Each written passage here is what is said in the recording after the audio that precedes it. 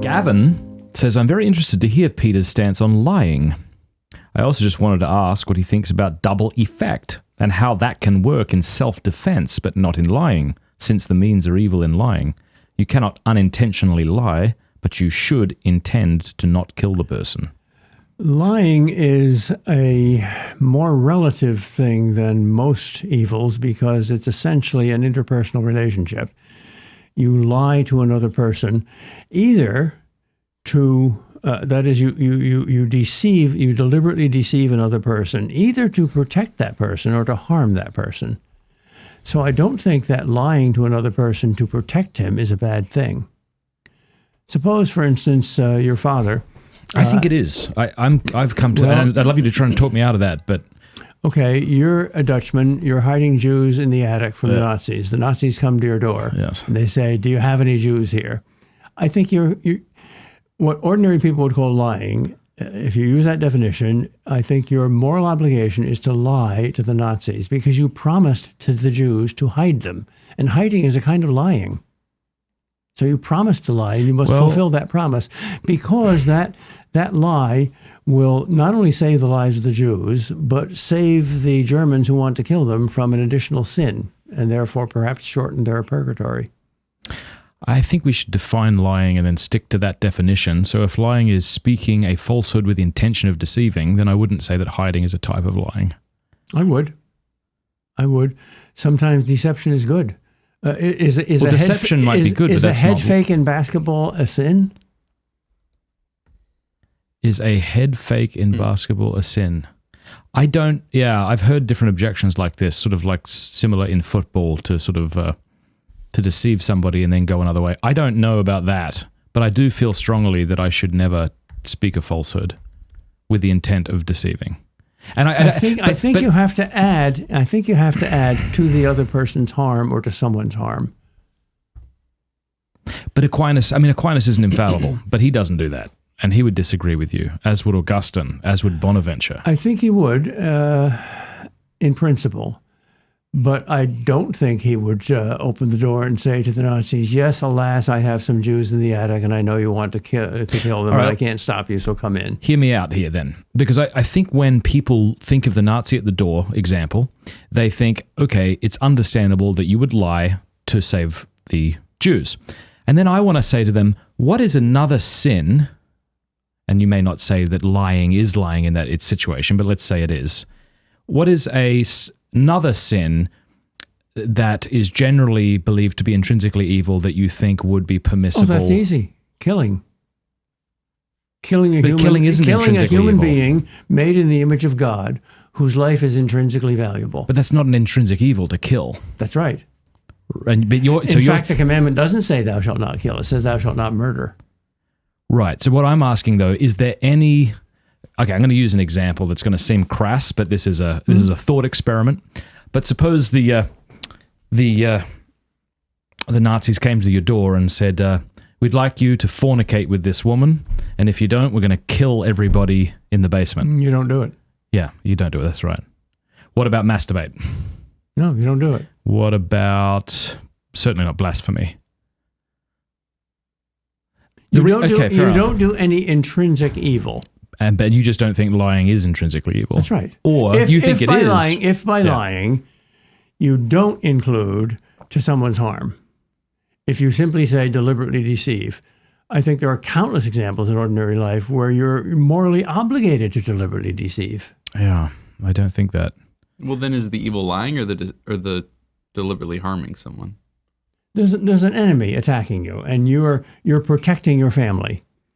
And in order to protect your family, you have to deliberately deceive the attacker. Yes, and I would do that. Of course you would. Yes. Gandhi himself said that he would, in some circumstances, kill to protect his family. If a murderer, I don't know the exact quote, but if a murderer came into my room and started killing my children, and the only way I could protect my other children from harm... That's interesting. That Gandhi would have said that. Yeah. He said, I would, without any hate in my heart and without any intent to harm, put up a shield. And if the only shield I could put up was an arrow that would disable him and perhaps kill him, I would still do it. This is part of Aquinas' just war theory, isn't it? Yeah. I think Aquinas is perfectly right about the just war theory. So what do you think about this then, right? The reason we think that contraception's intrinsically evil is it thwarts the end of the sexual act. What if the end of the act of speech is to communicate what is? That's not the only end of speech. Right. The end. That's right. And procreation isn't the only end of sex, but it is a end. And to deliberately deceive you with my speech seems to thwart the end of speech, doesn't it? It doesn't it? Yes, and I'm not sure what the logical, philosophical, theoretical answer to that question is, but I am quite sure that you do not reveal to the Nazis where the Jews are. Now, if you call that lying, fine. If you say no, that's not lying, fine. I think that's a matter of what language you choose. I think that's a typical example of a question that seems to be a real question, but it really isn't. I think Kant would go so far as to say, I would not even deceive the Nazis. I mean, he's a literalist and a rationalist and a kind of a stoic. But I think ordinary people would say, of course you deliberately deceive him here. But ordinary people get a lot of things wrong. Well, that's true. That's true. And a lot of things seem right to us that aren't. So I think that this is like an epistemologically reputable position to hold. Namely, if people much smarter and holier than me disagree with me, and I don't know fully how to refute them, I'll go with them until I learn otherwise. Yeah, that's called trust. Yeah. Or faith. So that's where I am right now. And faith has a very large part to play in our secular lives, which we don't usually recognize. That's right, yeah. On the other hand, when the authorities contradict, when you have Aquinas and Kant on the one hand and many others on the other hand, then you're confused. I hosted a debate, which you would love. It's between a Dominican, very brilliant young Dominican, Father Gregory Pine from the Eastern Province, and Janet Smith. Oh, two wonderful people. Two wonderful people. And whenever one of them stopped speaking, I thought they were right. Yes, that's just yes, good, yeah. yes. I love the Dominicans. You know the difference between a Dominican and a Jesuit, don't you? What? Well, the Dominicans were founded by St. Dominic in the 12th century in order to combat the heresy of Albigensianism. That's right. And the Jesuits were founded by St. Ignatius Loyola in the 16th century to combat the heresy of Protestantism.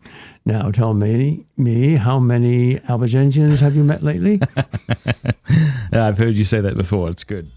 Hey, thanks so much for watching. Before you go, I want to let you know about Exodus 90. Exodus 90 is a 90-day ascetical program for men who want to take their spiritual life to the next level, and it is starting up again on January 9th for tens of thousands of men all around the world, and that could be you. You could be in that number. This is a great program that helps people really begin to take their faith seriously. I found this out recently. I thought it was fascinating. Independent research shows that Exodus men report significant changes in their quality of life. Dramatic decrease in time spent on their phones, stronger satisfaction rates in their marriages, improved relationship with their kids, a more focused and intentional prayer life. For the past 7 years, Exodus has helped more than 60,000, count them, 60,000 men build a roadmap for living with virtue in a culture that offers far too many paths to sin and destruction. So, is this the year for you? Go to exodus90.com/Matt. Click the link in the description below, exodus90.com/Matt. Click the link to learn more. Thanks.